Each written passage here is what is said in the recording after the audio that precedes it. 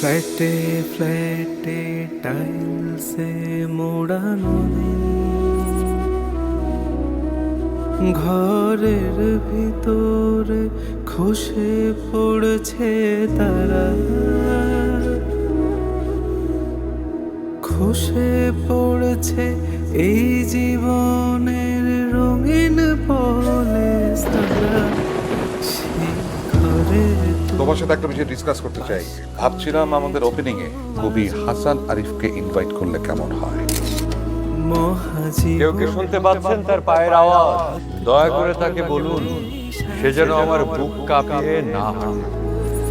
সেই ঘরে কবি হলে তো আলাদা একটা সুবিধা আছে রে। যখন বিপদে পড়বি চলে আসবে, তাও কারা? মেয়ে ভক্ত। আমি জানি তুমি পলিটিক্স করো, তোমার পলিটিক্যাল ব্যাকগ্রাউন্ড আছে, তবে তুমি আমাদের সাথে এরকম করবা এটা আমি কখনোই ভাবিনি। হাই গাইস, কেমন আছো তোমরা? বিষয়টা বোঝার চেষ্টা করো।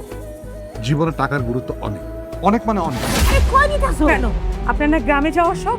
গ্রামে নিয়ে যাচ্ছি। আপনারা কারা? তুমি ভুলে যাচ্ছ আমি একজন মানুষ, আমারও রক্ত মাংসের শরীর, আমারও মন আছে, আমার একটা সত্তা আছে জানি। একটা মেয়েকে অসম্মান করা হয়েছে আর আমাকে তুমি কি করতে বলো? নাও এলাকার পেটের মধ্যে হান্দায় আর কত নিজের পকেটের টাকা খরচ করে থিয়েটার করব? কি দিয়েছে থিয়েটার? কিছু দিতে পারছে না, আমি কাউরে শান্তিতে থাকতে দিব না। কি হয়েছে চাচা বলেন তো? তোমার এই সম্পত্তির উপরে অনেকেরই নজর পড়েছে।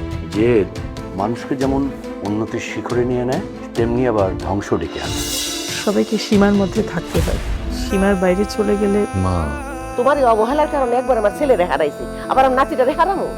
আব্বা, আপনি দরকার আমারে গলা টিপা মাইরা ফেলান, আমি তাও আপনার এই কষ্ট সহ্য করতে পারতেছি না।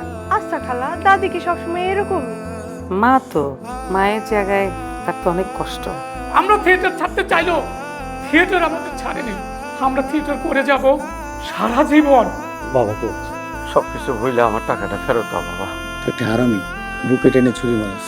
মায়া জড়ালে বাড়বে মায়া, আর মায়া হারালে থাকবে শুধু কায়া। জীবন জুড়ে যখন কেউ আমাকে পাগল বলে তার প্রতিবাদ করি, কিন্তু তুমি যখন পাগল বলো, ধন্য আমি ধন্য হে, পাগল তোমার জন্য। আমাদের চাওয়া